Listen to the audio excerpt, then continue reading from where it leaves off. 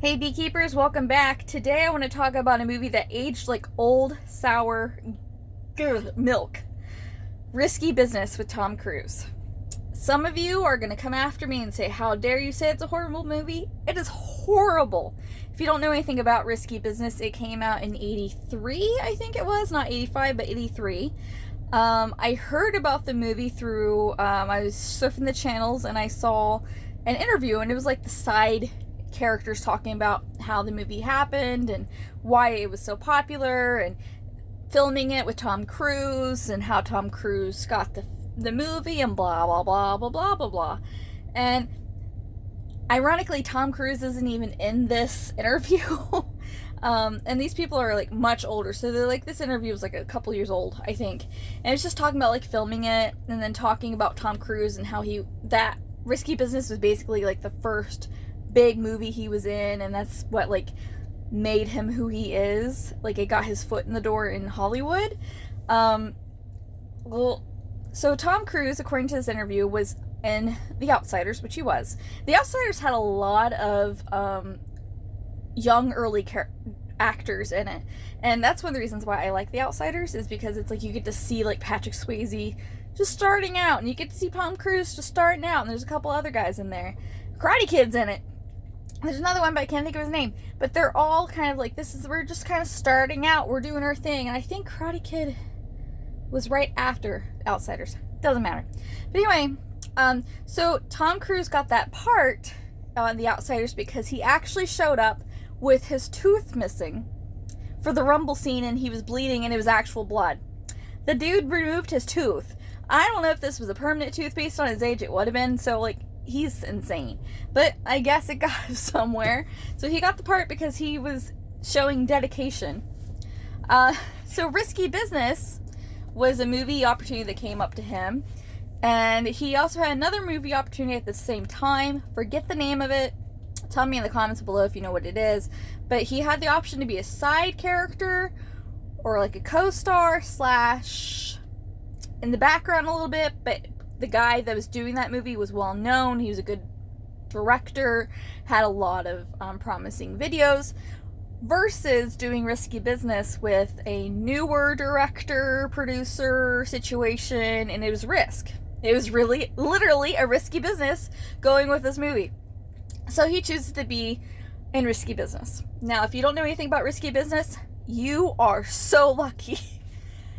Perhaps it's because it's 2024. That might be the problem.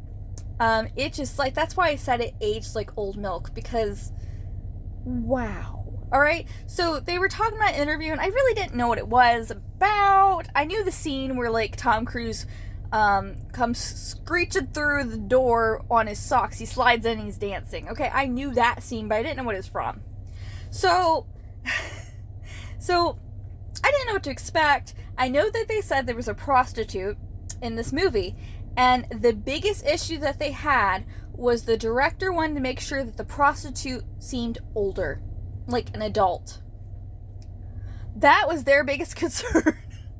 Which, thank goodness, they did that, because people are staring at me in my car while I'm recording. Hello.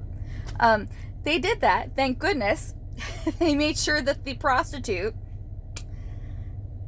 seemed like an adult, looked like an adult, because if they did not, this would be even worse, and I think it would have went really bad.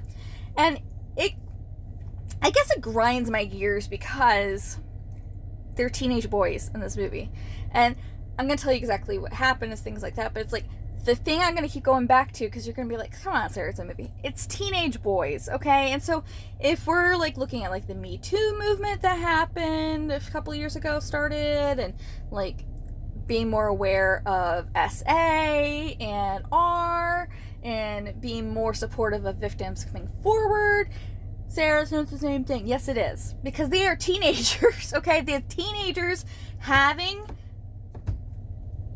relations, because I can't say the S word on YouTube, with adults and paying for it. Oh my gosh. But, okay, so this kid, he's in high school. I'm assuming he's 18. I don't care. He's a teenager, okay? He's still in high school. His parents go away for a week, and so he has the whole house for himself. most kids have like a party. Most kids like get out to go food all the time, take out all the time, and watch movies, have their friends over, things like that. He calls a prostitute. The first prostitute he has come over, and this was like the main lesson I learned from this movie was stick with the cheaper prostitute because you give her the money and she leaves. Regardless if you do anything or not, you give her the money, she leaves because she needs to keep getting a profit, so she has to go on to her next one, right? So the first prostitute that shows up is transgender, and I don't know, that first off was just not done well. Once again, it's 2024 versus 83. Fine. But it just did not go well. So he obviously is aware that this prostitute is not assigned female at birth. And so I question if this person was even trans. They were just like a cross-dresser. I don't know. And I feel like I'm being homophobic or something of that nature by saying they were a cross-dresser. I don't know.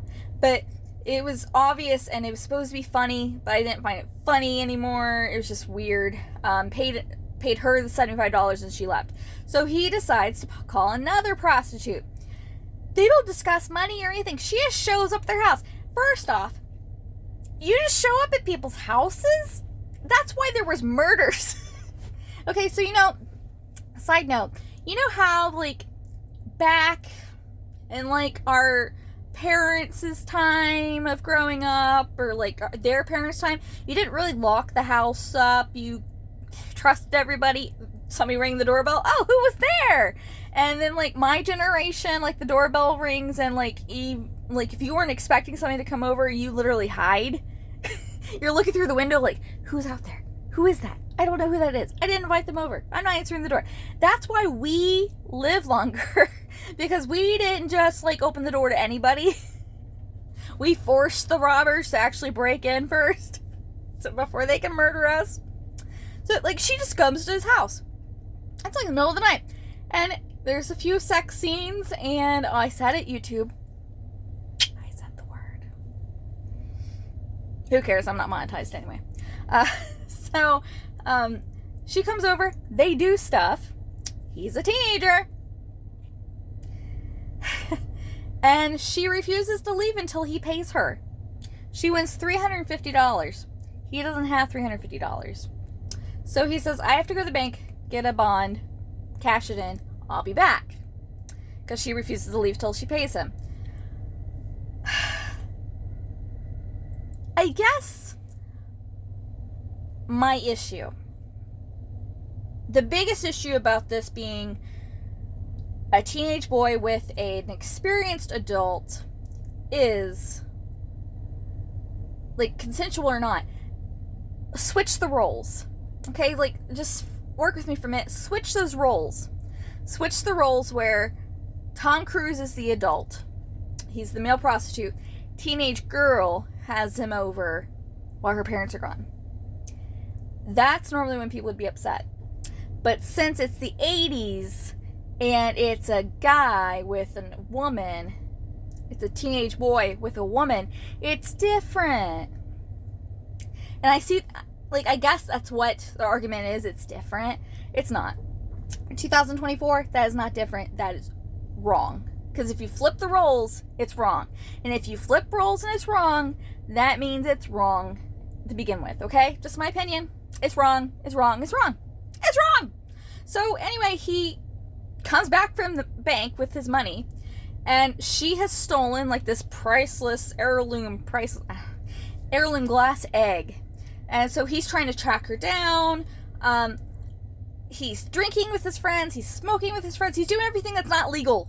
Okay? He steals his dad's Porsche. He runs into her. She's trying to get away from her pimp. So she stays with him. He becomes now her pimp. Her old pimp is after him.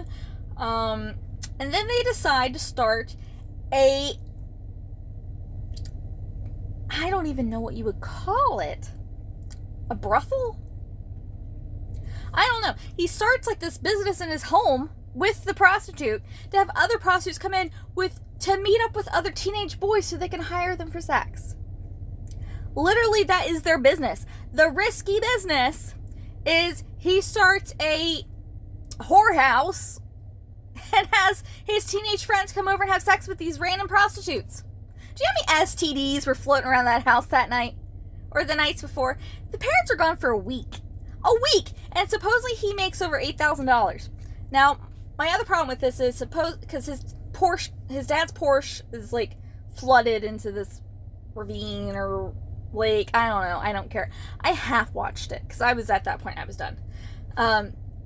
And he has to replace the Porsche, right? Supposedly he bought a new Porsche for the money that he made, and he said he made $8,000. I don't believe him. I really don't. I should do research to see how much a Porsche was, but I'm sure it was more than $8,000 in the 80s, unless this was like a couple decades prior to that, but I don't think it was. It felt like the 80s in the movie. But and she always refuses to leave. She won't leave. And so they do this business, and they have a college recruiter come over, and he's like, yeah, you're really not made for Princeton. We really need like someone that has like higher academic level, and you don't seem really committed to your schooling, so really this isn't going to work out. They get him to change his mind with giving him services from a prostitute. So they bribe a college recruiter to get him into college with sex. Just think if that happened today. So, and then his parents are coming back, and he goes home after having sex on a train. It was really weird. Very strange. He comes home, and their entire house's furniture, at least on the first floor, was stripped. Like, everything's gone. And you find out the pimp found out where he lived, and he took all of his stuff. So normally I would think if you ticked off a pimp, he'd probably have you killed. He's not going to steal your parents' furniture. Literally nothing of it is yours at all. And I guess that was like the angle he's going for, is like, oh, you have to make sure you get the stuff back, or mommy and daddy are going to be mad at you. Once again, reinforcing he's not an adult. So he has to literally buy all of his parents' stuff back from the pimp. So he uses all the money that he earned from the risky business he was doing, and has to buy all the furniture, and his friends have to help him put all the furniture back in, and his parents come home, and no one ever knows, blah, blah, blah, blah, blah. Who cares? Can anyone else agree with me that this movie was horrible? I cannot fathom. I was a 90s baby. I was born in 91. So there was a little bit of time in there. But I cannot fathom that movie coming out and being okay. Like, if that movie came out today, there'd be issues. Like, if they didn't age up Tom Cruise to at least college. And I guess, like, they kept on trying to emphasize that, like, he's 18 because he's looking at colleges, and he's gonna graduate from high school soon, blah, blah, blah, blah, blah. Like, they kept trying to, like, oh, he's old enough, but no, he's not. If he's still in high school, I don't care if they're 19 and they're still in high school, they're still in high school. He should not be having relationships with older people. And like I said, if you reverse the roles, it wouldn't be okay. If Tom Cruise showed up in his 30s or 20s and was having sex with a girl that was 17, 18, wouldn't be okay, would it? At least not in today's standards, it wouldn't be okay. Today's standards, maybe that there's still, in my opinion, still inaccurate viewpoints of things like younger gentlemen, teenage boys having sex with older women, and that being cool, and yeah, go for it and great for you, versus like a teenage girl has sex with an adult. That's wrong, that's gross, that's weird, she's a slut, she's a whore. But the guy doing it is like, oh, you're so cool and desirable. I guess that's just, it brought up those feelings of that, where it's like, this is wrong, and this shouldn't be accepted. Just like, and it's not the same situation, but comparison. A teenage boy has sex with his teacher. Not the same thing, I know, but there's the age difference. Other than like the power dynamic issue, there's an age difference there. And normally when the teenage boy gets found out, they're all like, heck yeah, high five, man, woohoo! The girl, it's instantly rape. But a guy's like, oh yeah, they are still traumatized too. And literally all this guy's life for an entire week was having sex and selling sex. And he's like proud of it. In the end of the movie, he's like, that's what I did. I did that in a week. It aged like old milk.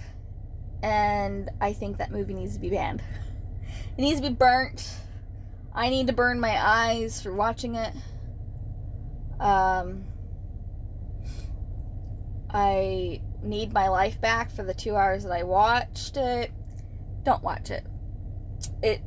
If the things I brought up bother you, that bothered me, don't upset yourself. Don't get yourself set up for some furious emotions. That's all I had to talk about today, guys. Remember to like, subscribe, and all that jazz, and I'll see you later. Bye!